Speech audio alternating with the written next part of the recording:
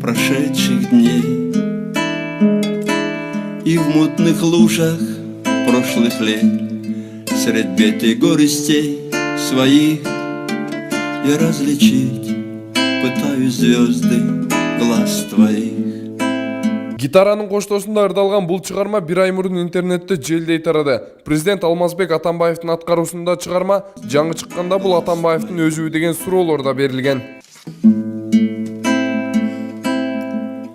Воспоминания мои, подобно капелькам дождя, стучат по памяти моей, смывая пятна со стекла.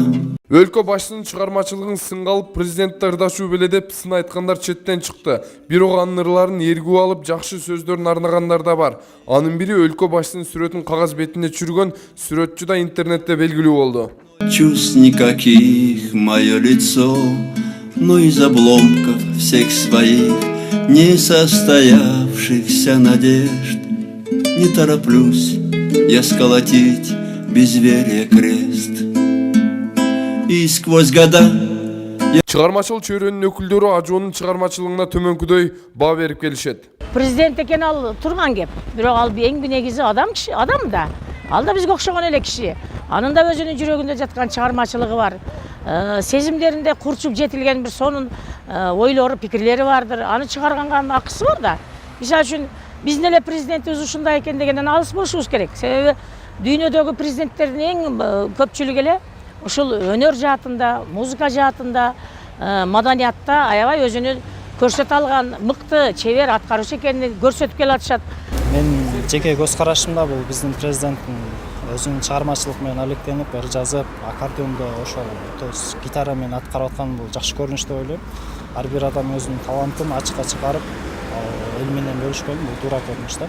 Биз дүйнө жүзүндө башка президенттерди деле ала турган болсок, мисалы Түркмөнстандын президенти деле ырдайт, ошол эле учурдачы Казакстан, Назарбаев, Ислам Каримовдордун да ырдап бийлегенин көрүп эле жүрөбүз. Эмнеге биздин президентте болбош керек да мындай мүмкүнчүлүк? Мен жакшы туура көрүнүш деп ойлойм, баалайм и колдойм ошону. Жеке пикирим, комузду колун алып кыргыздын аспагын.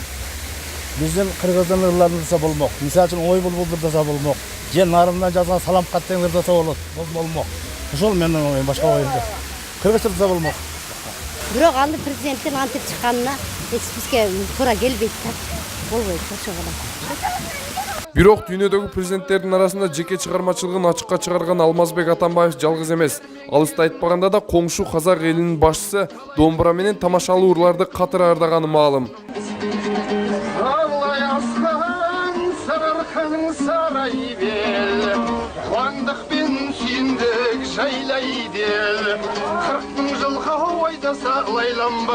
Аюдың яздығы қара көл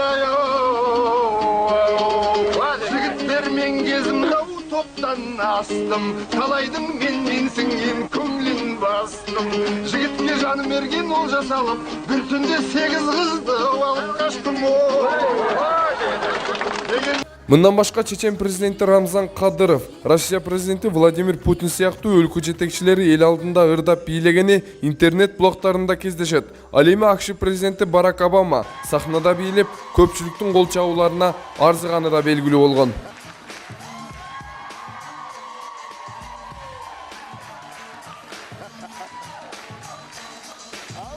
Бул ажоо башчыларды көрүп туруп интернет блогтарында сын айткандар балким башка өлкө жетекчилерин тааныбагандыр деген ой келет. Өз агасын агалай албаган киши агасын сагалайт болуп, башка өлкө жетекчилери бийлеп ырдаса жараша берет. Ал эми Кыргыз Республикасынын президенти ырдаса не болот деген жарандардын пикирлери талкуу жаратууда. Ал эми эске сала кетсек, ажоо башчынын 4 ыры жарыкка чыкканы маалым. Таткабек Шабданбек уулу, Мусулманкул Шакиров, Башат.